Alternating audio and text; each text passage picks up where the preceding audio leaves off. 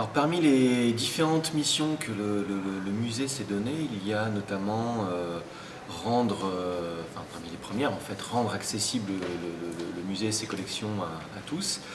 Et ça passe par diverses actions avec des partenaires, des structures extérieures, où on essaye soit d'apporter le musée chez eux, c'est-à-dire qu'on va déplacer des collections et en parler, soit si ces personnes ne peuvent pas se déplacer, on peut aussi passer par un système qu'on développe depuis 2014, qu'on appelle nous les web visites. Donc ce sont des visites qui se font par internet.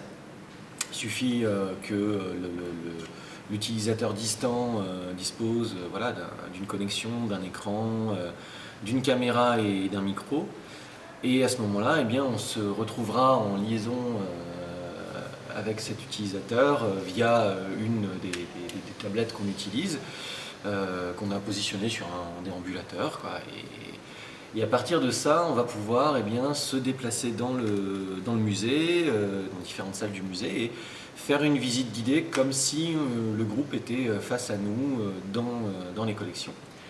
L'avantage aussi de cet outil-là, c'est que comme il fonctionne à partir d'un logiciel couplé en fait à Skype, l'utilisation de la connexion en fait est simple. Hein. Skype, on se connecte et puis hop, on apparaît.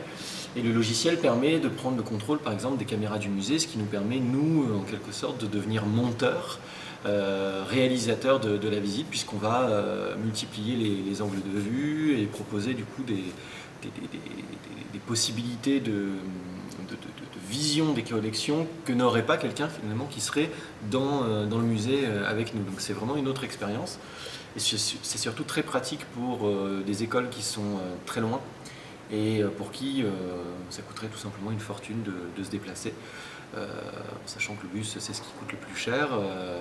Une web visite c'est 100 €, et ce sera beaucoup moins cher effectivement que de se déplacer. Et après ça sont apparues d'autres nouvelles technologies, celle-ci notamment, Ubi, qui est un projet développé par Orange, et puis un autre, Ascar, un robot en fait, hein, littéralement. Et le musée en fait s'est porté volontaire pour des phases de test, d'utilisation, de déplacement, de mouvement. Et comme on est dans un musée, on s'est dit autant le coupler avec ce qu'on faisait déjà au niveau des web visites et créer du coup une interaction, une interactivité. Et donc ce robot sert également de médium pour pouvoir être en lien avec un groupe distant. Alors c'est pas la même expérience ni pour l'utilisateur ni pour le médiateur, parce que justement ces robots, étant donné qu'ils ne sont pas contrôlés par le médiateur, comme peut l'être le déambulateur qui est ici, ces robots sont pris de contrôle à distance par l'utilisateur, ce qui fait qu'on a un petit peu plus l'impression en fait, que le groupe nous suit, puisqu'on le voit apparaître à l'écran et on voit également ce qu'il voit à l'écran, ce qui nous permet de bien les orienter pour qu'ils puissent voir exactement ce qu'on a envie de leur montrer. Mais le fait est que voilà, ce sont les groupes qui à distance pilotent ce robot via un logiciel, une page web. Et c'est vrai que ça donne une présence en fait, au groupe que l'on a moins à travers ce dispositif-là.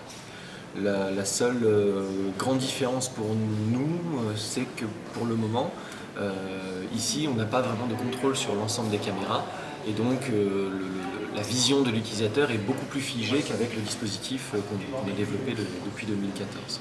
Mais voilà, ce sont deux expériences différentes et qui ne sont pas encore au bout de leur développement.